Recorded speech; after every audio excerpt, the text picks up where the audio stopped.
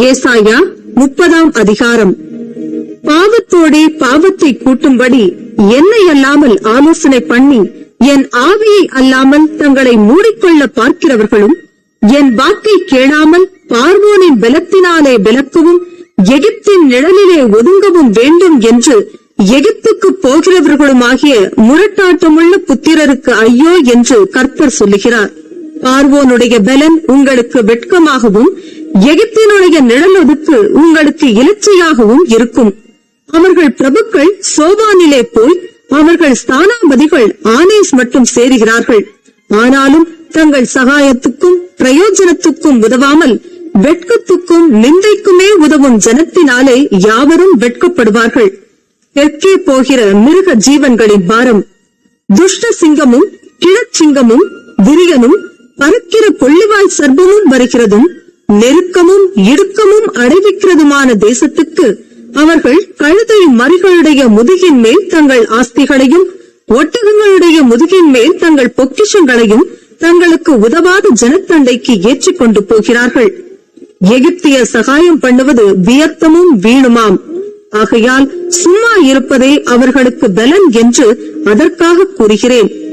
இப்பொழுது நீ போய் இது பிற்காலத்துக்கு என்றென்றைக்கும் இருக்கும்படி இதை அவர்களுக்கு முன்பாக ஒரு பலகையில் எழுதி ஒரு புஸ்தகத்தில் வரை.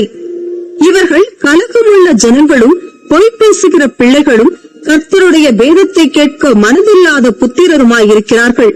இவர்கள் தரிசனக்காரரை நோக்கி தரிசனம் காண வேண்டாம் என்றும், ஞான திருஷ்டிக்காரரை நோக்கி யதார்த்தமாய் எங்களுக்கு தரிசனம் சொல்லாமல் எங்களுக்கு இதமான சொற்களை உரைத்து மாயமானவைகளை திருஷ்டியுங்கள் என்றும், நீங்கள் வழியை விட்டு பாதையினின்று விலகி இஸ்ரவேலின் பரிசுத்தரை எங்கள் முன்பாக இராமல் ஓய பண்ணுங்கள் என்றும் சொல்லுகிறார்கள். நீங்கள் இந்த வார்த்தையை வெறுத்து இடுக்கமும் தாறுமாறும் செய்கிறதை நம்பி அதை சார்ந்து கொள்ளுகிறபடியால் இந்த அக்கிரமம் உங்களுக்கு உயர்ந்த சுவரில் விழ பிதுங்கி நிற்கிறதும் திடீரென்று சடுதியாய் இடியப் போகிறதுமான வெடிப்பை போல இருக்கும் என்று இஸ்ரவேலின் பரிசுத்தர் சொல்லுகிறார். அவர்களை அவர் தப்பவிடாமல் உடையும்படி குயக்கலத்தை நொறுக்குவது போல அவர்களை நொறுக்குவார். அடுப்பிலே நெருப்பு எடுக்கிறதற்கும் குளத்திலே தண்ணீர் முள்ளுகிறதற்கும் நொறுங்கின துண்டுகளில் ஒரு ஓடாகிலும் அகப்படாதே போம். நீங்கள் மனம் திரும்பி அமர்ந்திருந்தால் ரட்சிக்கப்படுவீர்கள். அமெரிக்கையும் நம்பிக்கையுமே உங்கள் பலனாயிருக்கும் என்று இஸ்ரவேலின் பரிசுத்தராயிருக்கிற கர்த்தராகிய தேவன் சொல்லுகிறார். நீங்களோ அப்படி செய்ய மனதாயிராமல், அப்படியல்ல குதிரைகளின் மேல் ஏறி ஓடிப்போவோம் என்கிறீர்கள். அப்படியே ஓடிப்போவீர்கள். வேகமான வாகனங்களின் மேல் ஏறிப்போவோம் என்கிறீர்கள். அப்படியே உங்களை துரத்துகிறவர்கள் வேகமாய் துரத்துவார்கள். நீங்கள் மலையுச்சியின் மேல் ஒரு கம்பத்தை போலவும் மேட்டின் மேல் ஒரு கொடியை போலவும் மீந்திருக்க மட்டாக ஒருவன் பயமுறுத்த 1000 பேரும் 5 பேர் பயமுறுத்த நீங்கள் அனைவரும் ஓடிப்போவீர்கள். ஆனாலும் உங்களுக்கு இறங்கும்படி கர்த்தர் காத்திருப்பார். உங்கள் மேல் மனதுருகும்படி எழுந்திருப்பார். கர்த்தர் நீதி செய்கிற தேவன். அவருக்கு காத்திருக்கிற அனைவரும் பாக்கியவான்கள். சீயோனைச் சேர்ந்த ஜனங்கள் எருசலேமில் வாசமாயிருப்பார்கள். இனி நீ அழுது கொண்டிராய். உன் கூப்பிடுதலின் சத்தத்துக்கு அவர் உருக்கமாய் இறங்கி அதை கேட்டவுடனே உனக்கு மறு உத்தரவு அருளுவார். ஆண்டவர் உங்களுக்கு துன்பத்தின் அப்பத்தையும் உபத்திரவத்தின் தண்ணீரையும் கொடுத்தாலும் உன் போதகர்கள் இனி ஒருபோதும் மறைந்திருக்க மாட்டார்கள். உன் கண்கள் உன் போதகர்களை காணும். நீங்கள் வலதுபுறமாய் சாயும் போதும் இடதுபுறமாய் சாயும் போதும் வழி இதுவே, இதிலே நடவுங்கள் என்று உங்களுக்கு பின்னாலே சொல்லும் வார்த்தையை உங்கள் காதுகள் கேட்கும். உன் சுரூபங்களை மூடிய வெள்ளித்தகட்டையும் உன் விக்கிரகங்களின் பொன் ஆடியாபரணத்தையும் தீட்டாக எண்ணி அவைகளை தீட்டுப்பட்ட வஸ்திரம் போல எரிந்துவிட்டு அதை சீ போ என்பாய். அப்பொழுது நீ நிலத்தில் விதைக்கும் உன் விதைக்கு அவர் மழையையும் நிலத்தின் பலனாகிய ஆகாரத்தையும் தருவார். அது கொழுமையும் புஷ்டியுமாயிருக்கும்.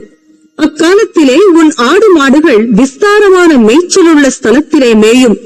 நிலத்தை உழுகிற எருதுகளும் கழுதை மறிகளும் முரத்தினாலும் தூற்று கூடையினாலும் தூற்றப்பட்ட ருசியுள்ள கப்பிகளை தின்னும். கோபுரங்கள் விழுகிற மகா சங்காரத்தின் நாளிலே உயரமான சகல மலைகளின் மேலும் உயரமான சகல மேடுகளின் மேலும் ஆறுகளும் வாய்க்கால்களும் உண்டாகும். கர்த்தர் தமது ஜனத்தின் முறிவை கட்டி அதன் அடிக்காயத்தை குணமாக்கும் நாளிலே சந்திரனுடைய வெளிச்சம் சூரியனுடைய வெளிச்சத்தைப் போலவும் சூரியனுடைய வெளிச்சம் 7 தனையால் 7 பகலின் வெளிச்சத்தைப் போலவும் இருக்கும். இதோ கர்த்தருடைய நாமம் தூரத்திலிருந்து வரும். அவருடைய கோபம் எரிகிறதும் கனன்று புகைகிறதுமாயிருக்கும். அவருடைய உதடுகள் சினத்தால் நிறைந்து அவருடைய நாவு பட்சிக்கிற அக்கினி போல இருக்கும். நாசம் என்னும் சல்லடையிலே ஜாதிகளை அரிக்கும்படிக்கு அவர் ஊதும் சுவாசம் கழுத்து மட்டும் எட்டுகிற ஆற்று வெள்ளத்தைப் போலவும் ஜனங்களுடைய வாயிலே போட்டு அலைக்கழிக்கிற கடிவாளத்தைப் போலவும் இருக்கும். பண்டிகை ஆசரிக்கப்படும் ராத்திரியிலே பாடுகிறது போல பாடுவீர்கள். கர்த்தருடைய பர்வதமாகிய இஸ்ரவேலின் கன்மலை அண்டைக்கு போக நாகசுரத்தோட நடந்து வருகிற போது மகிழ்கிறது போல மகிழ்வீர்கள். கர்த்தர் மகத்துவமானவர். தமது சத்தத்தை கேட்க பண்ணி முக்கிர கோபத்தினாலும் பட்சிக்கிற அக்கினி ஜுவாலையினாலும் இடி பெருவெள்ளம் கல்மழையினாலும் தமது புயத்தின் வல்லமையை காண்பிப்பார். அப்பொழுது தண்டாயுதத்தினால் அடித்த அசீரியன் கர்த்தருடைய சத்தத்தினாலே நொறுங்குண்டு போவான். கர்த்தர் அவன் மேல் சுமத்தும் ஆக்கினை தண்டம் செல்லுமிடம் எங்கும் மேளங்களும் வீணைகளும் அதனுடன் போகும். கொடிய யுத்தங்களினால் அவனை எதிர்த்து யுத்தம் செய்வார். தோப்பேத் ஏற்கனவே ஏற்படுத்தப்பட்டது. ராஜாவுக்கு அது ஆயத்தப்படுத்தப்பட்டது. அதை ஆழமும் விசாலமுமாக்கினார். வேகும்படி அக்கினியும் மிகுந்த விறகும் உண்டு. கர்த்தரின் சுவாசம் கெந்தக தீயை போல அதை கொளுத்தும்.